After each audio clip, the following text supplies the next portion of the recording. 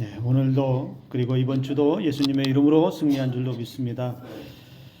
제가 청년 때 아마 겨울이었어요. 겨울 초겨울이었던 것 같아요. 이맘때 정도 되는 것 같은데 옷가게를 갔어요. 겨울 옷이 마땅치 않아서 옷가게를 갔는데 마음에 드는 옷이 있어요. 그래서 마음에 드는 옷을 딱 들고서 가격표를 이렇게 봤더니 와, 되게 비싸요. 아니, 지금 생각하면 그게 비싼 게 아니었는데 그때 제 수준에서는 비쌌어요. 들었다 놨다 들었다 놨다. 왜 마음에 드는 건 항상 비싸고 마음에 들지 않는 건 싼지 지금도 그렇죠.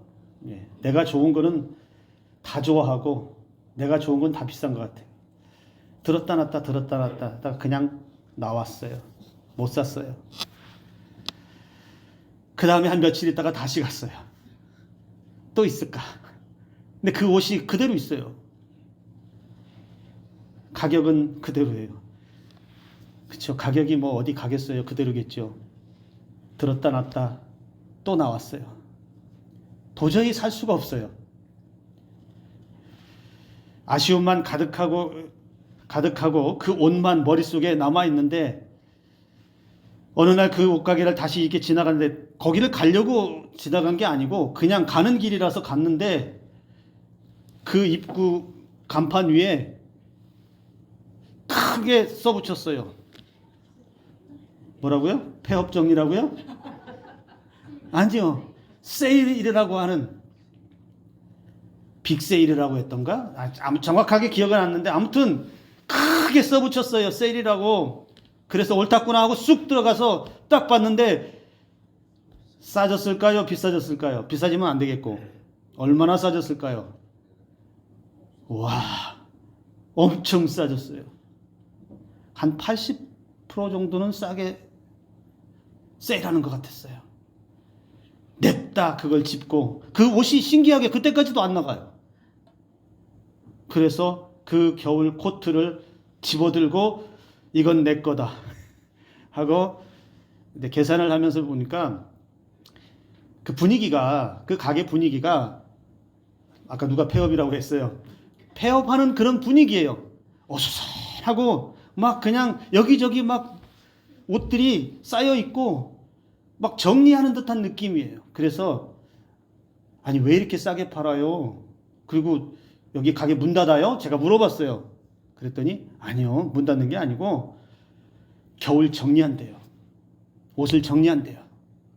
그래서 가지고 있는 재고를 다 빨리 세일해서 팔아버리고 봄 신상품을 준비하기 위해서, 봄맞이를 준비하기 위해서 가게를 새롭게 정리하고 물건을 정리하고 가게 인테리어도 새롭게 싹 바꾼다는 거예요. 뭐 하려고? 봄을 준비하느라고. 새 신상품을 들여와서 봄에 옷을 팔려고. 그 가게가 그렇게 준비하는데 여러분 옷가게에는 그런 말이 있어요. 항상 계절을 앞서간다. 뒤처지면 안 되죠.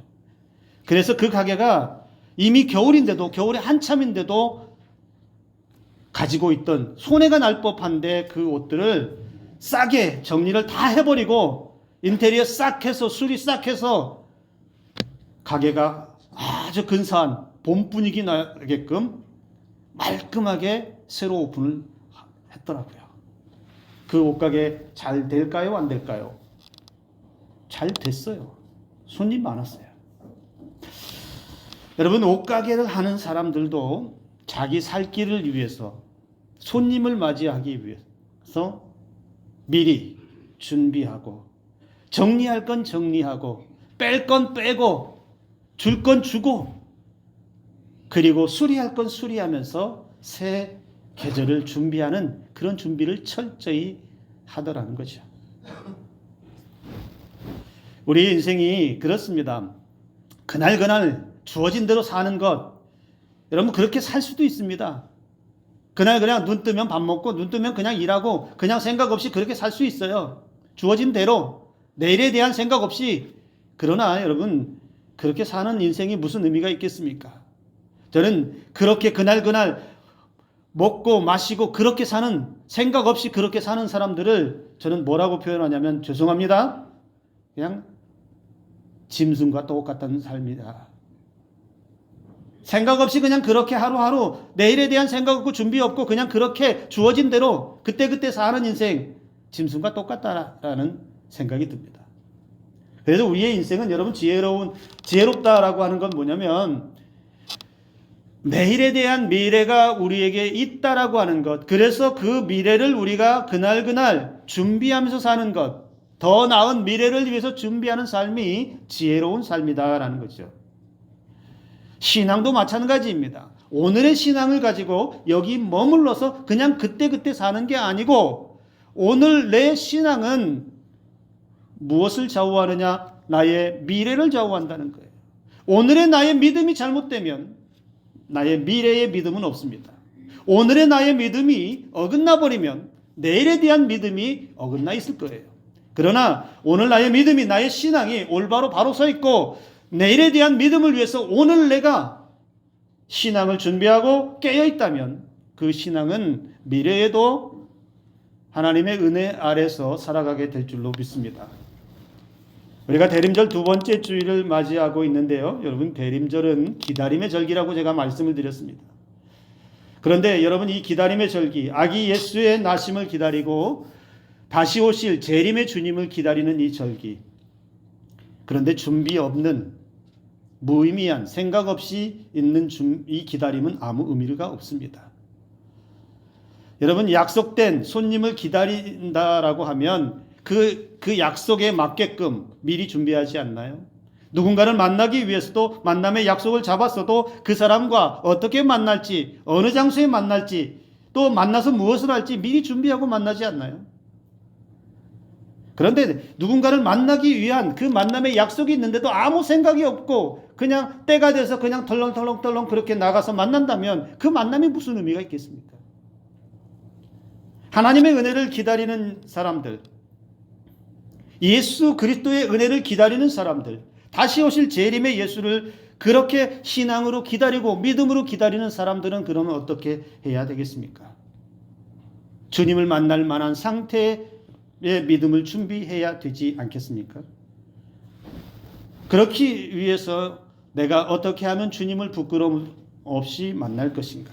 어떻게 하면 마음을 좀 더 정결하게 하고 어떻게 하면 삶을 정돈해서 언제라도 주님이 나를 찾아오시고 언제라도 내가 주님 앞에 서면 그 믿음이 준비되어져 있는 믿음이 되어야 할 줄로 믿습니다. 그래야 주님 앞에 부끄럽지 않고 당당하게 서는 은혜가 있겠다라는 것이죠. 세례 요한이 등장했던 그 시대 우리는 잘 압니다. 세례 요한이 등장해서 그의 사명을 시작할 때, 사역을 시작할 때 그 시대는 로마의 박해를 받고 있던 시대입니다. 로마의 지배를 받았습니다. 그래서 이스라엘 백성들에게는 민족적으로 그리고 신앙적으로 매우 큰 고통을 겪었습니다. 정치, 경제, 사회, 종교 어느 곳 하나 그들이 마음껏 자유를 누릴 수 있는 공간이 없었습니다. 시간도 없었습니다. 그들은, 유대인들은, 이스라엘 백성들은 신앙의 이름 때문에, 예수님을 믿는다는 이유 때문에 그렇게 고통을 받아야 했고, 그리고 지배를 당하고 있는 민족적인 그 연약함 때문에 그들은 고통을 겪어야만 했습니다. 그래서 이스라엘 백성들이 오랫동안 기다렸던 게 뭡니까? 구약의 선지자들이 예언했던 메시아가 와서 우리의 이 억압된 삶을 회복시켜 주실 거다. 메시아가 오셔서 우리를 해방시켜 주실 것이다. 메시아가 오면 우리의 이 고통이 끝날 것이다. 그렇게 막연한 기다림을 가지고 있었습니다. 그만큼 고통스러웠기 때문에 어디를 둘러보아도 그들이 희망을 찾을 만한 곳이 없는 시대였기 때문에, 그리고 더 나아가서 이들이 더 고통스러웠던 건 무엇입니까? 로마의 박해와 로마의 압제만이 그들을 고통스럽게 하지 않았어요. 그 이스라엘 백성들 가운데 있는 그들의 지도자라고 말하고 그 유대인 이스라엘 백성들의 사회를 이끌어간다라고 말하는 종교 지도자들과 같은 사람들의 억압과 그들로부터 짓눌리는 삶도 고통이었어요. 어찌 보면 로마의 박해는 그럴 수 있다고 인정할 수도 있겠어요. 왜냐하면 강대국이 지배를 했기 때문에, 우리가 나라를 잃었기 때문에 당하는 서름이라고도 얘기할 수 있어요. 그런데 동족, 그것도 유대인 사회에서 존경받는다라고 하는 사람들, 대제사장과 서기관과 바리새인과 서두개인들, 이들로부터 당하는 억압, 이들로부터 당하는 그 고통, 이루 헤아릴 수 없을 만큼 어려운 시대였습니다. 그래서 약속된 메시아가 자신들의 소망을 이루어 주기를 간절히 기다렸습니다. 그런데 그런 이스라엘 백성들의 기다림 속에 메시아를 맞이할 준비도 자세도 보이지 않는다라는 것이죠. 메시아가 오기를 기다리지만 그 메시아를 맞이할 만한 신앙과 그 마음이 준비되지 못한 그들의 모습이 보이고 있다는 거예요. 그들 속에 오랫동안 자리 잡고 있는 그 내면의 죄와 교만과 허물들이 너무 많이 방치된 채로 오랫동안 그렇게 있었다는 거예요. 무기력할 수도 있어요. 너무 오랫동안 고통받았기 때문에 나는 아무것도 할 수 없다, 나는 힘도 없다, 그렇게 손을 놓아버릴 수도 있습니다. 그러나 메시아를 기다리는 사람들은 그렇게 해서 기다릴 수는 없습니다. 세례 요한은 예수님이 나시기 전에 미리 예수님보다 앞서 와서 그러한 준비되지 못한 백성들을 향해서 주님 맞을 준비를 하라고 선포하고 있습니다. 예수님보다 먼저 요한을 보내셔서 그 백성들, 억압 가운데 있고 지쳐버린 백성들, 고통에 그냥 손 놓고 있는 백성들, 아무것도 하지 않고 있는 그 백성들, 더러워진 채로 그렇게 방치되어 있는 백성들을 향해서 세례 요한은 그렇게 외칩니다. 회개하라, 천국이 가까이 왔느니라. 이 말은 무엇입니까? 주님 오실 때가 되었다. 너희들이 기다리는 그 메시아가 오실 때가 되었는데, 그 메시아, 그 주님이 오실 때가 되었는데 그 주님을 맞이할 준비를 하라는 것입니다. 주님 만날 그날이 멀지 않았으니, 주님 오실 그날이 가까이 왔으니 회개하라, 회개하고 준비하고 있으라라고 하는 세례 요한의 외침이었던 것입니다. 사람들은 그렇게 말할 수 있어요. 준비하라고 하면 미리미리 좀 준비하라, 이렇게 말하면 그렇게 얘기하는 사람이 있어요. 종종 그때 가서 하지, 그때 가서 하지, 다 때가 되면 다 하거든, 내가 알아서 할 거거든. 누구라고 말은 못하겠지만 저랑 가까운 사람 중에 있는 것 같아요. 그때 가서 하면 되지, 내가 알아서 할게. 여러분, 주님을 만나는 그날, 주님 앞에 서는 그날, 여러분 그때 가서 하면 늦습니다. 주님을 만나기 전부터 해야 되죠. 우리가 살면서 여러분 매사에 철저히 준비하는 사람이 있고 닥쳐서 하는 사람이 있지요. 매사에 준비하는 사람들은 어떤 사람들입니까? 매사에 준비가 철저하게 되어서 일을 실행하는 사람들을 보면 안정감이 있어요. 그리고 그러한 사람들은 실수를 잘 하지 않습니다. 왜냐하면 미리 준비하고 있기 때문에, 그리고 대비하고 있기 때문에 혹시 실수를 하더라도 대처할 수 있는 방법이 준비된 사람에게는 나옵니다. 그러나 준비 안 된 사람은 때가 되면 급해져요. 급하다 보면 실수합니다. 중요한 걸 놓칠 때가 많아요. 그리고 문제가 생기면 대처할 방법이 생각이 나지 않아요. 미리 준비되어져 있지 않기 때문에 그렇습니다. 오늘 저와 여러분들은, 여러분 주님을 기다리는 사람들인 저와 여러분들은 미리미리 준비되어져 있는 삶과 신앙으로 살 수 있기를 주님의 이름으로 축복합니다.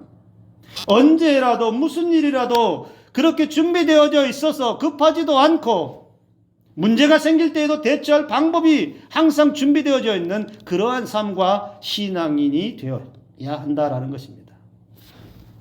예수님 당시에 준비 안 된 사람들이 많았습니다.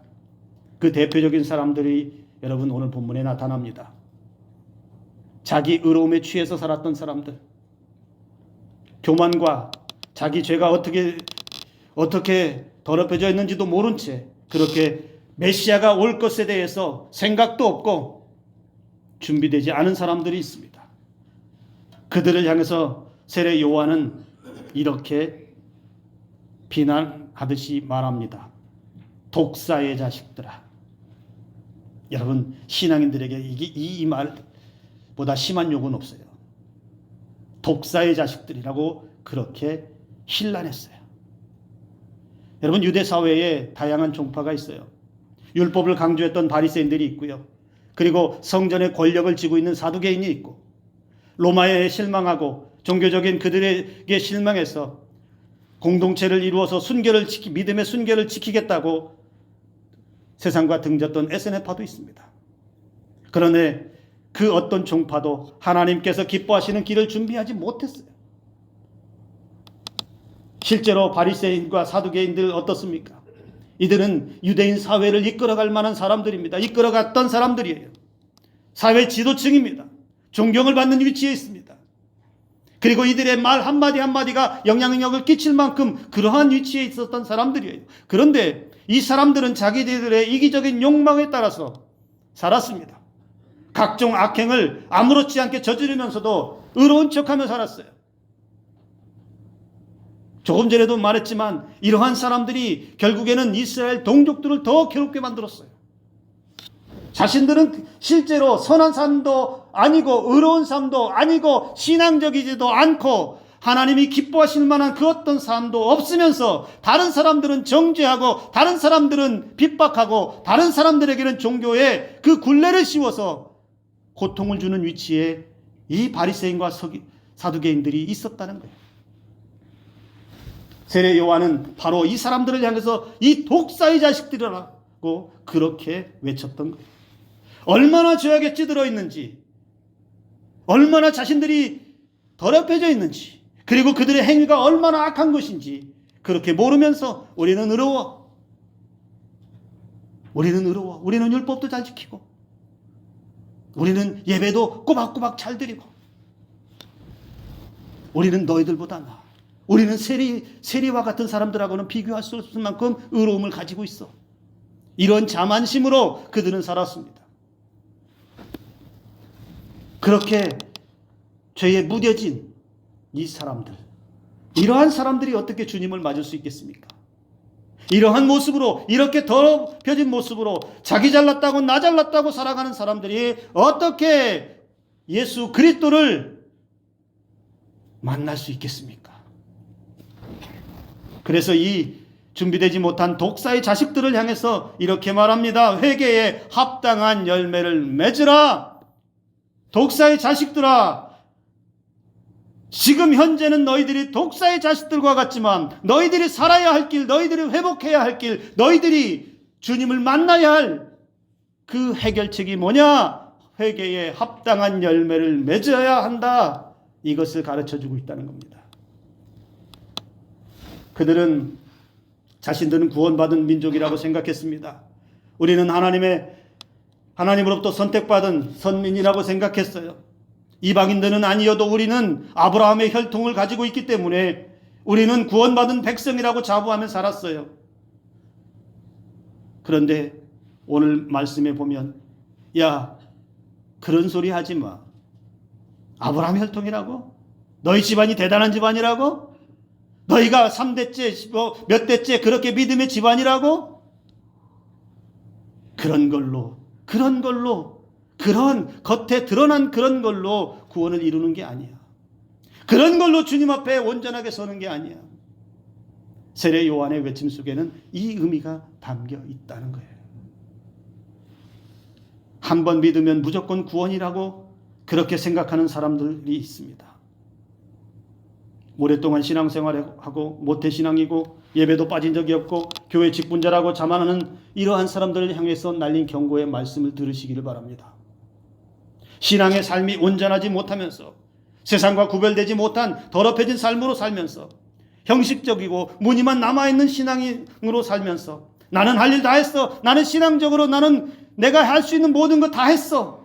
라고 그렇게 생각하며 자신의 신앙을 돌아보지 않고 자신에게 문제가 무엇인지 생각하지 않고 자신의 교만함과 이기적인 생각만 가지고 주님 앞에 서겠다라고 하는 이 어리석은 생각을 우리는 버릴 수 있어야 합니다. 회개에 합당한 열매를 맺으라.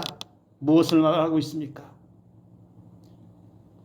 그들의 죄악을 완전히 비워내고 주님 앞에 죄된 더럽혀진 누더기처럼 그런 모습을 가지고 서는 것이 아니라 비록 죄인이지만 내가 가지고 있는 모든 죄를 내려놓고 예수 그리스도 앞에 순한 한 마리의 양처럼, 그래서 그 회개가 다시는 죄의 사람으로 사는 것이 아니라 변화되어진 삶, 이전에 교만했던 삶이라면 이제는 겸손한 삶, 이제는 율법적이고 자기 의로움에 취해 있는 삶에 살았다면 이제는 그 죄를 내려놓고 이제는 거룩함의 은혜를 쫓아 살고 이제는 선한 삶을 쫓아 살고 이제는 나만을 위한 삶이 아니라 회개했다면 이웃들을 돌아보고 나보다 연약한 사람들을 돌아보면서 그렇게 삶으로 바뀌는 선한 열매를 맺으라, 이 말을 하고 있다는 거예요.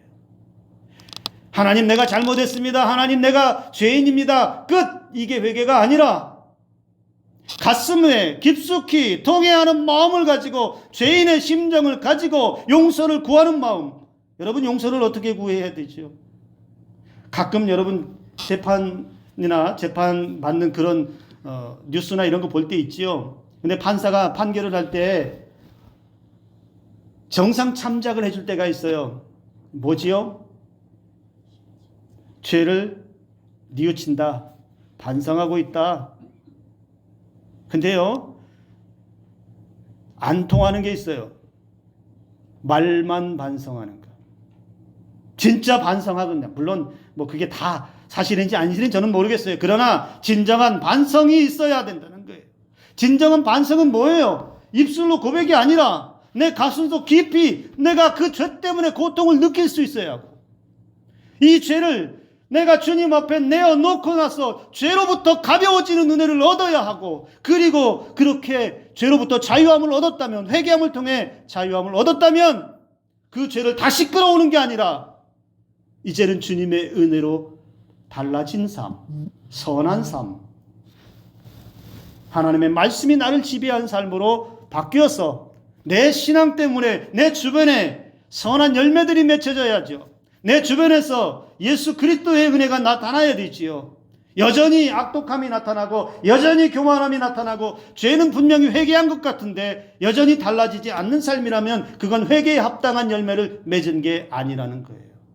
그러니 지금 세례 요한의 외침은 뭡니까? 너희들의 삶을 바꾸라는 거예요. 철저하게 회개하고 회개한 삶을 바꾸어서 지금까지 살아왔던 그 삶을 버려서 이제는 예수 그리스도의 은혜로 살아가라고 그렇게 외치고 있다는 거예요. 버릴 것은 과감히 버려야 하고 담을 것은 주저 말고 담아야 합니다. 죄는 모양이라도 생각이라도 버려야 하지만 주님을 맞이할 은혜는 언제라도 주저없이 담아내야 합니다. 주님을 기다리는 저와 여러분들이 회개에 합당한 열매 다시 한번 기억하며 주님 앞에 자복하고 통회하는 마음을 가지고 회개하면서 어떻게 하면 이제는 달라질 것인가? 어떻게 하면 주님 보시기에 부끄러움이 없을 것인가? 어떻게 하면 내가 회개한 사람으로서 선한 열매를 맺을 것인가? 우리가 깊이 생각하는 이 대림절의 절기가 되기를 주님의 이름으로 축복합니다. 그래서 세례 요한은 3절에서 그의 길을 곧게 하라 이렇게 또 말씀합니다. 곧게 하라. 곧게 하다라고 하는 것은 여러분 이게 히브리어 관용적 표현으로 이렇게 자주 쓰이는데 삶의 굽어 있는 그 부분을 바로 잡으라는 거예요. 주님으로 향하고 똑바로 주님으로 향했어야 할 그 마음이 어디로요? 세상으로 굽어버렸다는 거예요. 휘어버렸다는 거예요. 그러니 죄가 그를 지배하고 세상을 향해서 휘어버린 그 인생이 더러워지고 타락해지고 이기적이 되고 교만해지는 삶으로 됐는데 이제는 주님 앞에 똑바로 곧게 세워서 바르고 정직한 깨끗한 온전한 신앙의 삶으로 그렇게 돌이키라라고 세례 요한은 가르쳐 주고 있습니다. 사랑하는 성도 여러분, 제대로 준비하지 못하고 회개에 그 애통함도 없고 그래서 온전한 믿음 없이 믿음의 선한 열매도 없이 주님을 만난다면 그것은 곧 재앙이 될 것입니다. 여러분, 주님을 만나는 것이 모든 사람에게 다 은혜는 아닙니다. 주님 만나는 것이 저와 여러분들에게는 그것이 은혜요. 그것이 간절한 우리의 소망이 되겠지만 준비하지 못한 사람에게는 재앙이 될 것입니다. 주님 만날 그날을 회개함으로 정결함으로 온전한 믿음으로 준비하지 못하면 그 사람에게는 어떤 재앙이 있을까요? 8절과 12절에 분명히 말합니다. 도끼가 나무 뿌리에 놓였으니 좋은 열매를 맺지 아니하는 나무마다 찍혀 불에 던져지리라. 손에 키를 들고 자기의 타작마당을 정하게 하사 알곡은 모아 곡간에 들이고 쭉정이는 꺼지지 않는 불에 태우시리라. 주님 오시는 그날, 우리가 주님을 만나는 그날 바리새인과 사두개인들처럼 준비되지 못하면 결국에 우리가 맞을 것은 재앙밖에는 없습니다. 심판밖에는 없습니다. 오늘 그 사실을 다시 기억하며 저와 여러분들이 이 계절에 이 대림절 절기에 주님을 향해서 신앙과 삶이 곧게 펴져서 주님만 바라보는 준비된 성도들로 살아가기를 주님의 이름으로 축복합니다. 왜 세례 요한은 그리고 우리 주님은 회개에 합당한 열매를 맺으라고 그들에게 외쳤을까요? 죄가 있다면 그리고 도저히 고쳤을 수 없는 그런 죄인이라면 세상에 해악을 끼치는 도저히 눈뜨고 봐줄 수 없는 죄인이라면 그냥 심판하면 되지. 뭐 하려고 그러한 말도 듣지도 않는 먹히지도 않는 그 사람들에게 회개하라 천국이 가까이 왔느니라 회개에 합당한 열매를 맺으라고 외쳤을까요? 그 의미는 간단합니다. 비록 너희들이 지금 독사의 자식들로 살지만 지금 너희들의 상태는 독사의 자식들과 같지만 기회가 있다. 아직 주님을 만날 준비의 시간이 남아있다. 그게 얼마만큼인지는 모르지만 지금 그래서 준비해야 된다라는 경고의 말씀이라는 겁니다.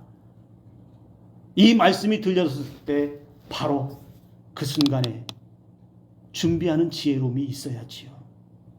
회개하라 천국이 가까이 왔느니라.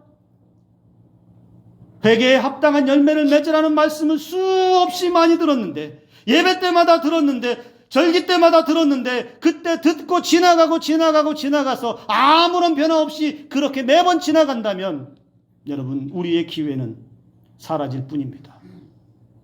우리에게 주어져 있는 시간, 우리에게 주어진 그 기회의 시간 동안에 저와 여러분들이 주님을 만나는 그날을 믿음으로 지금 여기서부터 준비하는 은혜가 있기를 주님의 이름으로 축복합니다. 제가 초등학교를 저 봉동에서 다녔거든요. 근데요, 기억나는 일이 하나 있어요.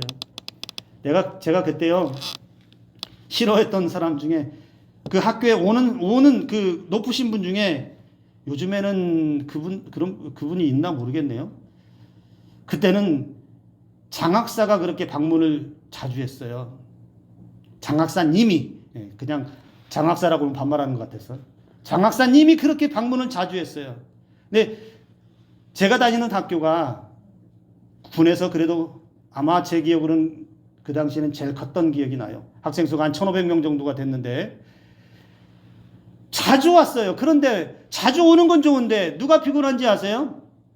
학생들이 피곤해요. 장학사 온다 그러면 며칠 전부터 애들을 동원해가지고 학교 운동장에 풀을 뽑게 하고 쓰레기를 줍게 하고 창틀에 그 먼지를 애들이 다 닦아야 돼요. 선생님들은 까딱도 안 하더만. 근데 장학사는 왜 이렇게 자주 오는지.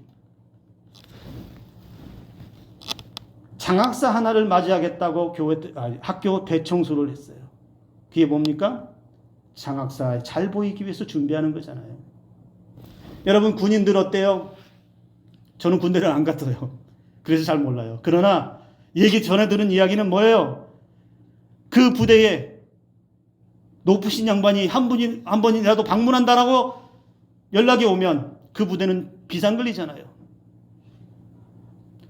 그 높으신 분을 맞이하기 위해서 청소고 뭐고 맞이할 수 있는 모든 준비를 다 완벽하게 군인 장병들이 다 하잖아요.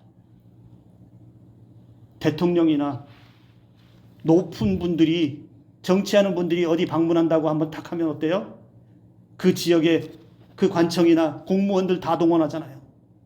청소하고 어떻게 맞을지 미리 준비하잖아요. 여러분, 우리 주님이 장학사보다 못할까요? 우리 주님이 군인의 간부보다 못할까요? 우리 주님이 대통령이나 정치인들보다 못할까요? 우리 주님에게는 구원의 은혜가 있습니다. 우리 주님에게는 영생의 은혜가 있습니다. 우리 주님에게는 부활의 은혜가 있어요. 우리 주님에게는 영원한 하나님 나라에서 사는 은혜가 있어요. 그래서 이 땅에서의 마지막이 아니라 우리는 주님을 만나는 그날은 영원히 하나님 나라에서 사는 그날이 될 것입니다. 우리에게 영생의 은혜를 주실 분이 주님밖에는 없습니다. 그런데 그 주님을 만나야 할 사람들이, 그 주님을 기다리는 사람들이 아무 생각 없이, 그리고 준비되지 못한 상태로, 더럽혀진 상태로, 세상의 죄악과 그렇게 적당히 묻어있는 상태로 그렇게 주님을 만나서야 되겠습니까? 언제든 신앙이 준비되어져 있고 언제라도 주님이 오시면 주님 품에 안길 수 있는 믿음으로 준비되어지는 저와 여러분들의 삶과 신앙이 되기를 주님의 이름으로 축복합니다. 대림절 두 번째 주일에 바로 그 주님을 기다리면서 우리에게 기회가 또 주어졌습니다. 바로 지금이라는 기회가 주어졌습니다. 지금부터 여기 이 자리에서부터 주님을 기다리며 주님을 만날 준비를 하는 우리 모두가 될 수 있기를 주님의 이름으로 축복합니다. 기도합니다.